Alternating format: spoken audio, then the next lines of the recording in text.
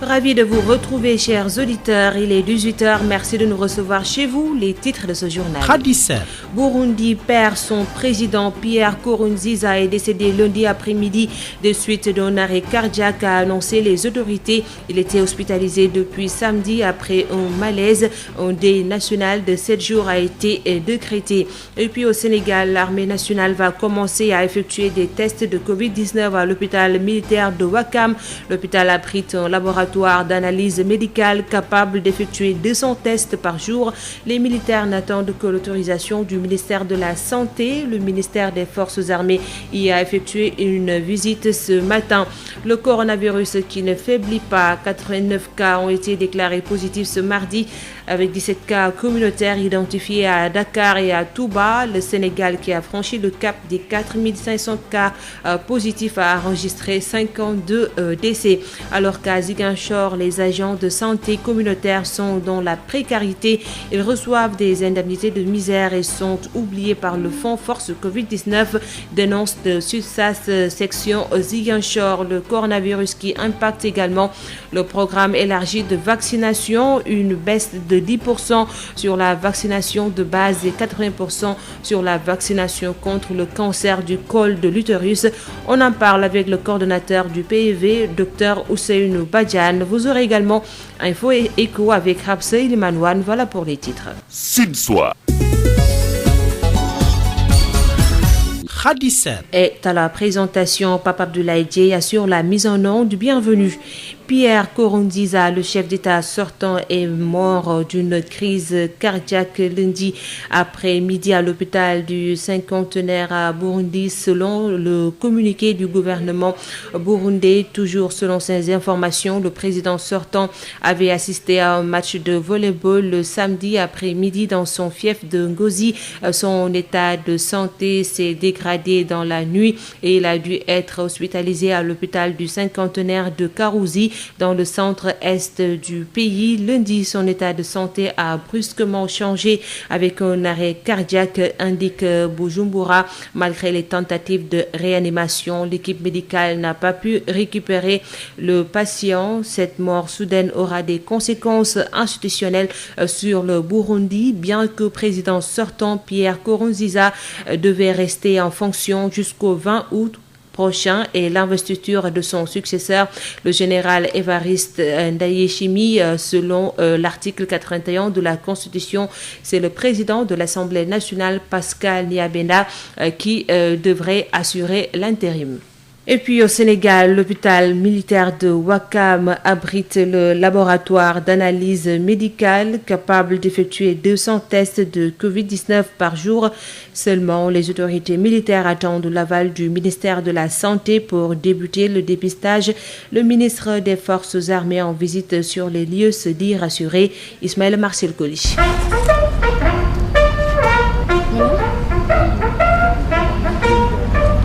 C'est dans le cadre de la lutte contre la Covid-19 que les autorités militaires du Sénégal ont mis en place le laboratoire d'analyse médicale capable d'effectuer 200 tests jour. Seulement, le laboratoire ne peut démarrer ses activités qu'avec l'aval du ministère de la Santé, soutient le pharmacien colonel Babacar Faye, chef du laboratoire d'analyse. On a fait les tests sont concluants. Maintenant, l'information est donnée. Il revient maintenant au ministère de la Santé, d'ailleurs, qui nous a appuyés dans les intrants, les réactifs, de nous donner maintenant l'aval pour commencer à s'ouvrir au public. En termes de capacité, on est pour le moment à peu près 200 tests journaliers, avec la possibilité maintenant de bouger jusqu'à 600, parce qu'après il y a de petits compléments de matériel qui nous permettraient d'automatiser. Là où la personne travaillait manuellement, d'essayer d'automatiser pour augmenter la cadence. Mais au jour d'aujourd'hui, on est capable de faire en moyenne 200 tests ce jour. Le ministre des Forces armées, Sidiki Kaba, venu visiter le laboratoire d'analyse, se dit satisfait de la capacité du laboratoire et du professionnalisme des agents. Une équipe dynamique, compétente, compétente et professionnelle avec le colonel Louane que je voudrais féliciter. Nous avons pu constater que cet hôpital a la capacité technique de faire des prélèvements de tests et nous espérons que le ministère de la Santé ne manquera pas de donner l'autorisation nécessaire pour pouvoir rejoindre les autres laboratoires qui font les tests Covid-19. Sens de notre visite de faire passer le message que l'hôpital militaire de Ouakam a la capacité technique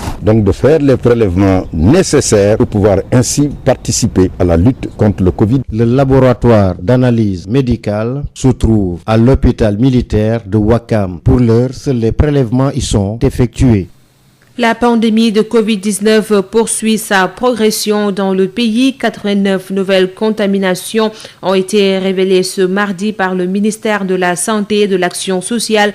Les cas issus de la transmission communautaire sont au nombre de 17 identifiés entre Dakar et Touba. Le Sénégal franchit alors le cap des 4500 cas positifs, 4516 pour être précis. 1654 patients sont encore sous traitement. 52 personnes sont emportées par le virus selon le dernier bilan officiel du ministère de la Santé et de l'Action sociale. Dr Aloïs Diouf, directeur du cabinet du ministre de la Santé et de l'Action sociale. Sur 1402 tests réalisés, 89 sont revenus positifs, soit un taux de positivité de 9,8%. Les cas positifs sont répartis comme suit. 71 cas contacts suivis par nos services. Un cas importé à l'aéroport international Blaise Diagne. 17 cas issus de la transmission communautaire, répartis entre Thiaroye 2, Gueule Tapée 1, Plateau 1, Liberté 6 1, Dieuppeul 1, Cité Domaine 1, Cité Keur Damel 1, Guédiawaye 1, Pikine 1, Ouakam 1 et Touba 6. 110 patients hospitalisés ont été contrôlés négatifs et déclarés guéris. 12 cas graves sont pris en charge dans les services de réanimation. L'état de santé des autres patients est stable. À ce jour, 4516 cas ont été déclarés positifs, dont 2809 guéris, 52 décédés et donc 1654 sous traitement. Le ministère de la Santé et de l'Action sociale exhorte les populations à se mobiliser davantage au sein des communautés pour un respect strict des mesures de prévention individuelle et collective. La pandémie installe les agents de santé communautaire du département de Ziguinchor dans la précarité. Ces agents reçoivent des indemnités de misère depuis l'installation de la pandémie dans la région. Ils sont aussi oubliés par le fonds Force Covid-19, une injustice selon le SUTSAS section Ziguinchor. Ben Michel Kanfoudi. Les agents de santé communautaire du département de Ziguinchor sont dans le désarroi. Aminata Signan est leur présidente. ndax ay borom njaboot lay ay borom kër lay kon bu ñu nee njaboot rek am na li lay xaar lu bëri ci gannaaw bu tey demee ba li nga daan fayeeku bu fekkee yaa ngi doon fayeeku 25 000 mënoo fayeeku même 10 000 francs nga xam ne ki métti na ci borom njaboot. Depuis l'installation de la pandémie dans le département de Ziguinchor, leurs indemnités de motivation sont devenues misérables à cause du faible taux de fréquentation des structures sanitaires, selon Mamadou Massali Djedjou, secrétaire général du SUTSAS, section hôpital Silence. Vous avez vu, quand vous êtes entré ici, vous n'avez pas trouvé de malade. Donc les structures sont devenues très pauvres. Parce qu'il n'y a même pas de recettes. Les recettes avec lesquelles on intéressait le personnel communautaire, là, s'il n'existe plus, on va leur donner quoi? Le personnel communautaire, il est motivé à partir de ce que nous avons comme recette. Mais imaginez ces gens-là, où est-ce qu'ils vont trouver de quoi manger? Le troisième élément est que ces agents de santé communautaire sont aussi oubliés par le fonds Force Covid-19, une anomalie inacceptable selon le secrétaire général du SUTSAS, hôpital Silence. Donc ces gens-là sont au premier contact avec les victimes du corona. Donc, ils doivent être motivés. C'est des oubliés. Et cette omission, je pense qu'elle est volontaire. Parce que dans toutes les pyramides de la santé, on parlera du médecin, mais la base même des pyramides, vous avez les gens de santé communautaire. Et pourquoi quand il y a quelque chose à partager, on les oublie? Alors que quand il faut travailler, il faut dire que, voilà, l'agent communautaire là doit pouvoir faire ceci, ou bien le relais, ainsi de suite. C'est pas normal. Le SUTSAS section Ziguinchor invite le ministère de la Santé et les mairies du département de Ziguinchor à soulager ces responsables de famille qui, malgré le désarroi, continuent de mener leur mission au sein des structures sanitaires du département. Ben Michel Kanfoudi, Ziguinchor, Sud FM. Ben Michel Kanfoudi, le programme élargi de vaccination impacté également par la Covid-19, une baisse de 10% sur la vaccination de base jusqu'à 80% sur la vaccination contre le cancer du col de l'utérus à cause de la fermeture des classes.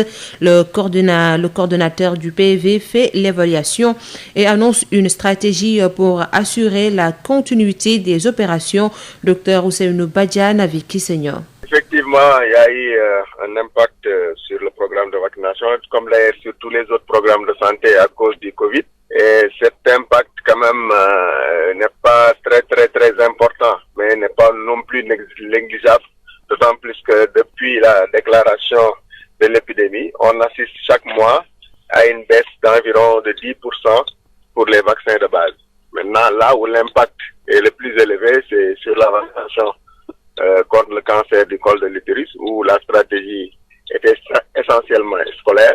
Et depuis la fermeture des classes, quand même, on a eu quand même des baisses de plus de 70 à 80% des activités de vaccination pour l'HPV.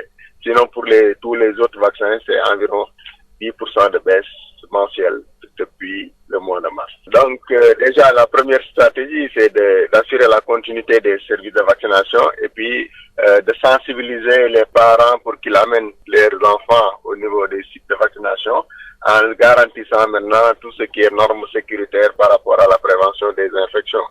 Donc, ça, c'est déjà la première chose à faire. Et la deuxième chose, c'est de suivi actif de la cible, c'est un système de rappel des rendez-vous, surtout par téléphone, pour demander aux mamans qui ont des rendez-vous de venir faire vacciner les enfants.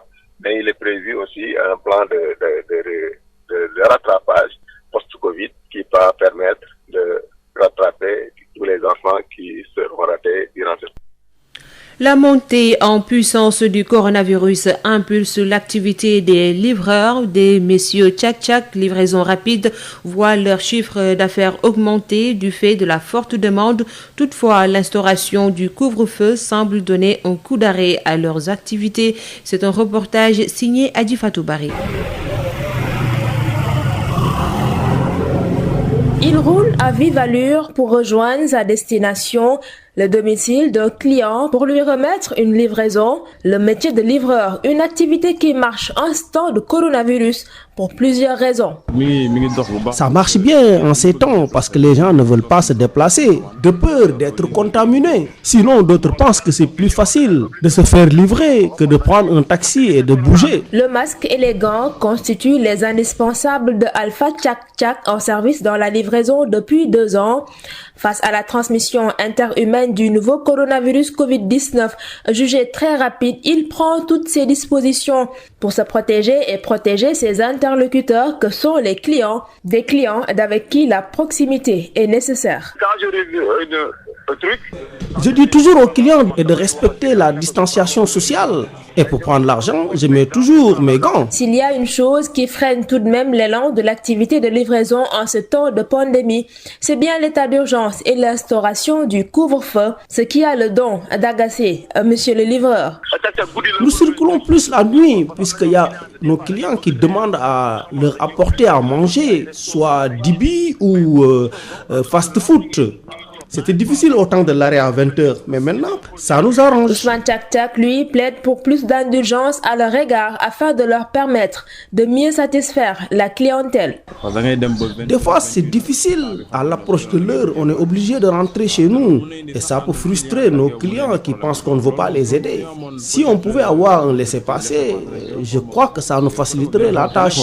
À quelque chose, malheur est bon, un proverbe que ne démentiront pas nos jeunes livreurs, eux qui surfent sur la vague de promotion offerte par le coronavirus à travers ces nombreuses restrictions. Sud FM, l'info, c'est ici.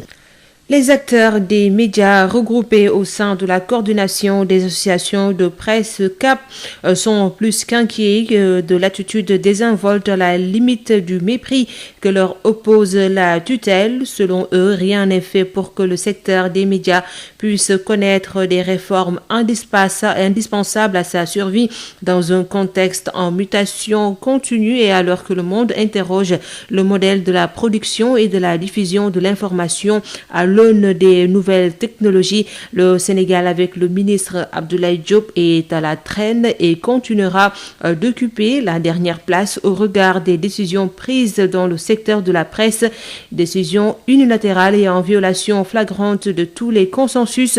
La coordination dénonce aussi la non-implication des professionnels des médias dans le dispatching de l'aide à la presse. Il dénonce enfin le fait que la maison de presse soit gérée par l'État. Célébration ce mardi 9 juin de la Journée internationale des archives, occasion pour les archivistes de répondre à l'appel du Centre national de transfusion sanguine à travers une journée de don de sang. Mais les archivistes en profitent aussi pour parler de leurs préoccupations, des problèmes qui ont pour nom manque de services d'archivage dans l'administration et pas de recrutement.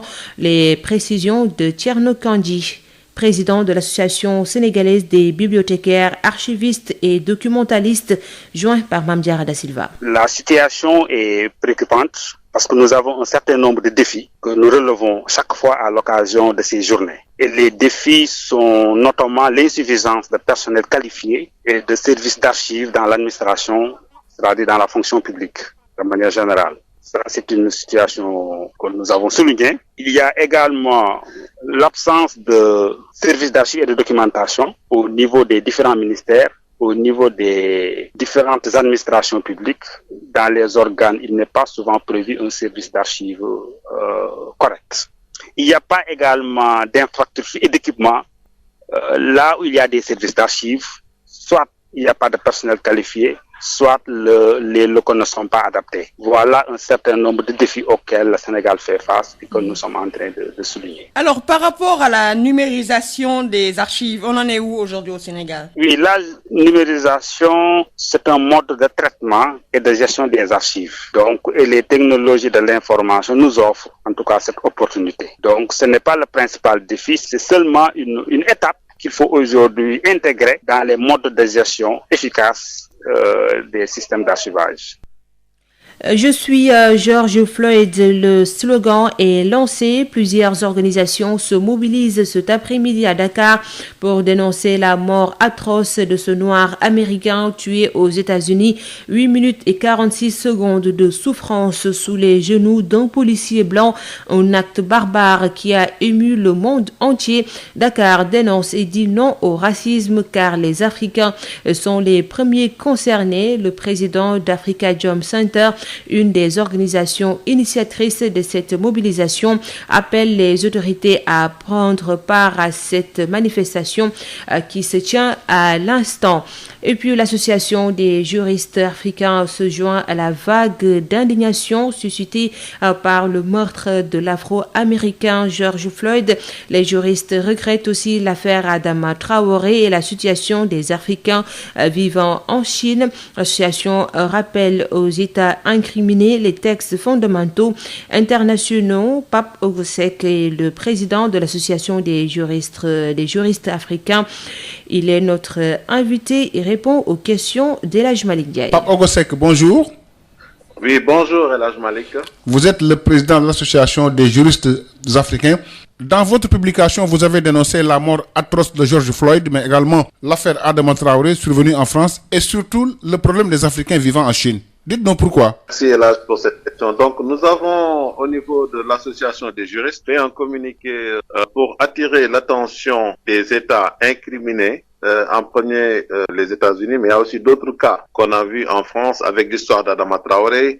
Il y a eu l'histoire aussi des Sénégalais ou des Africains victimes de discrimination en Chine, etc. Et donc dans ce communiqué, nous rappelons tout simplement aux États qu'il y a 2 textes fondamentaux qui ont été signés. L'un date du 4 janvier 1969 contre la discrimination raciale et le deuxième texte fondamental, c'est une convention aussi contre la torture et les traitements dégradants cruels infligés aux hommes dans le but d'obtenir un aveu ou des renseignements de la part d'un agent public.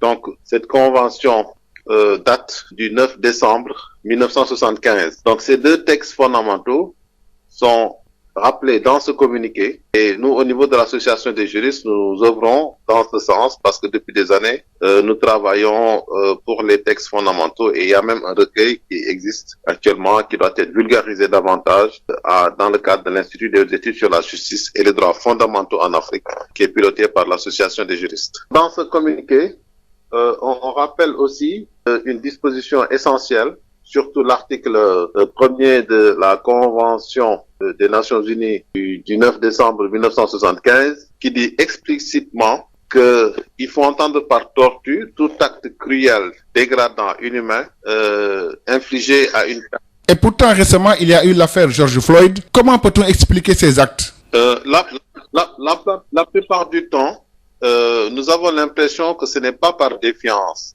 mais c'est surtout par ignorance que souvent certains agents publics, contreviennent, si vous voulez, au texte. Et donc, il est important de favoriser ce qu'on appelle la formation continue des agents dans le cadre du management de la sécurité et même dans d'autres domaines de la vie publique. Et c'est pour cela que nous œuvrons sur le plan de la connaissance. Et c'est pour ça que nous avons mis en place l'Institut des hautes études sur la justice et les droits fondamentaux en Afrique, qui permet d'accueillir des commissaires de police, des hauts magistrats, des procureurs, des militaires aussi, pour les sensibiliser par rapport à ces textes fondamentaux qui doivent être appropriés par ces agents. Donc ces textes sont dans des recueils et nous les avons vraiment rassemblés sous forme de volumes. Et il est important de vulgariser ces textes au niveau des États, au niveau des administrations, au niveau des agents publics. Donc c'est plutôt une bataille de connaissances, parce qu'aujourd'hui, le monde est dirigé par la connaissance. Il faudrait que nos États s'arment de plus en plus d'excellents conseillers capables de leur fournir ces textes et aussi de faire le lien avec le milieu universitaire pour qu'il y ait un respect, si vous voulez, de l'état de droit. Dans ce contexte, comment la coexistence pacifique entre les races peut être gage de sécurité pour le monde? Oui, il est clair que si vous prenez la Charte des Nations Unies, si vous prenez la Déclaration universelle des droits de l'homme, en fait, ce qui avait troublé le monde dans l'histoire, c'est que, en réalité, les querelles de religion, les querelles de race, les questions ethniques et la révolution à travers la Déclaration de 1789, la Déclaration universelle aussi reprise par les Nations Unies au moment de la guerre, et ensuite, beaucoup de chartes qui ont été signées doivent être respectées quand même pour qu'il y ait une paix. Donc, la coexistence, pour qu'elle puisse se faire dans la paix et la sérénité et la sécurité, suppose le respect de la dignité de l'homme, de tout homme, au-delà de sa race, de sa culture, de son ethnie, de son appartenance.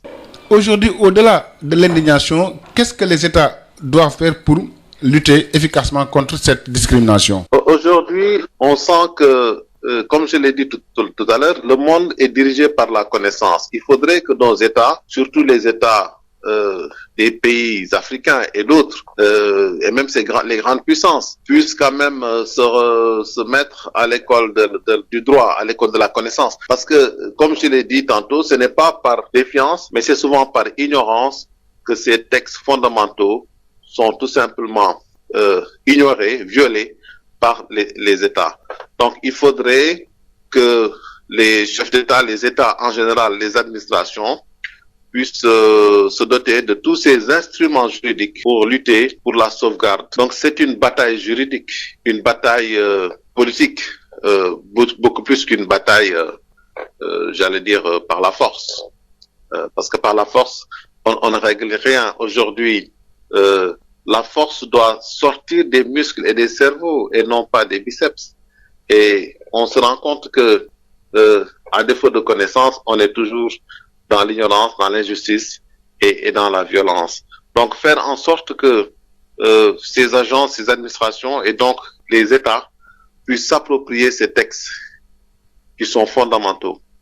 Et on retrouve ces textes dans des volumes, encore une fois, que l'Association des juristes a publié et qui doit être mise à la disposition du ministère des Affaires étrangères, de la Justice, et que ce soit propagé au niveau continental et même au niveau mondial pour la préservation des droits fondamentaux des hommes. Et voilà pourquoi c'est comme c'est une autre pandémie, la violation des droits qui, comme les autres pandémies, se propage très rapidement dans le monde. Pape Ogosek, je vous remercie. Merci beaucoup. Je rappelle que vous êtes le président de l'Association des juristes africains. Sud FM chez vous, à tout instant. La BICIS, Banque internationale pour le commerce et l'industrie du Sénégal, la BICIS, la banque Le Monde qui change, vous offre le journal de l'économie. Bonjour et bienvenue. L'indice harmonisé des prix à la consommation a enregistré un repli de 0,6% en mai en comparaison du mois d'avril, selon l'Agence nationale de la statistique et de la démographie citée par l'APS. Les prix des produits locaux ont reculé de 1% alors que ceux des produits importés ont augmenté de 0,1% en mai. La promotion de la culture vivrière et la mise en place des unités de transformation et de conservation des produits locaux, telles sont les solutions préconisées par le Collège des femmes du CNCR. Propositions qui font suite aux nombreuses difficultés auxquelles ces femmes ont été confrontées avec les restrictions relatives à la lutte contre le Covid-19. Yaram Fall est la présidente du collège. On travaille avec des produits périssables sur le plan horticole, halieutique, élevage. Et avec la fermeture des marchés hebdomadaires, on note une diminution conséquente des rendements et des revenus. Ajouté à cela, on peut noter aussi le coût très élevé du transport. Donc, on constate là-dessus des pertes énormes. L'élevage aussi. Avec cette fermeture des marchés hebdomadaires, il y a une diminution du temps de travail. Et les loumans, ce sont des lieux d'écoulement des produits de l'élevage où les éleveurs parviennent à s'approvisionner en denrées alimentaires pour subvenir aux besoins de nos exploitations familiales. Et avec la fermeture de ces marchés, on ne parvient pas à écouler le bétail et la volaille et même le lait. Et ensuite, si on prend les produits forestiers, vraiment on note que c'est la saison de production. Et dans le sud du Sénégal, on voit des produits qui périssent, la suspension du transport et ensuite la diminution des heures de travail. On peut pas se lever à 8 heures et retourner à 15 heures parce que les lieux de production vraiment sont très éloignés par rapport aux lieux d'habitation. Dans le secteur de la pêche, on constate aussi des effets néfastes parce qu'avec la fermeture des sites de débarquement et des sites de transformation, il y a une diminution des rendements de production parce qu'on ferme les quais de pêche à 15 heures. Quelles sont vos principales recommandations? Il est primordial de promouvoir la culture vivrière, de mettre en place des unités de transformation, de valorisation et de conservation de nos produits locaux. Vraiment, s'il y avait ces infrastructures-là, le problème ne serait pas posé. Mais aussi développer le partenariat économique au sein de nos fédérations. Si on développait ce partenariat, ça ne poserait pas un problème d'écoulement de nos produits. Comme solution aussi, activer le fonds de garantie. L'État vraiment doit mettre en place un fonds de garantie pour venir en aide de nos exploitations familiales, pour éviter la famine et l'insécurité alimentaire. Merci à Yaram Fall, la présidente du Collège des femmes du CNCR. Le journal de l'économie, c'est fini. Merci de votre fidélité. La BICIS, Banque internationale pour le commerce et l'industrie du Sénégal, la BICIS, la banque Le Monde qui change, vous a offert le journal de l'économie.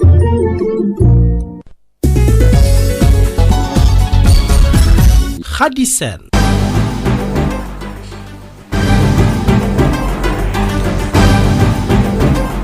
Le rappel des titres, Burundi perd son président. Pierre Nkurunziza est décédé lundi après-midi des suites d'un arrêt cardiaque, a annoncé les autorités. Il était hospitalisé depuis samedi après un malaise. Un deuil national de 7 jours a été décrété.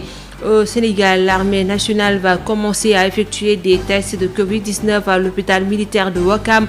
L'hôpital abrite un laboratoire d'analyse médicale capable d'effectuer 200 tests par jour. Les militaires n'attendent que l'autorisation du ministère de la Santé. Le ministre des Forces armées y a effectué une visite ce matin. Le coronavirus qui ne faiblit pas, 89 cas ont été déclarés positifs ce mardi avec 17 cas communautaires identifiés à Dakar et à Touba. Le Sénégal qui a franchi le cap des 4500 cas positifs a enregistré 52 décès. Alors qu'à Ziguinchor, les agents de santé communautaire sont dans la précarité. Ils reçoivent des indemnités de misère et sont oubliés par le Fonds Force Covid-19, dénonce le SUTSAS section Ziguinchor. Fin de cette édition mise en onde par Pape Abdoulaye Dieye. Merci de nous avoir suivis.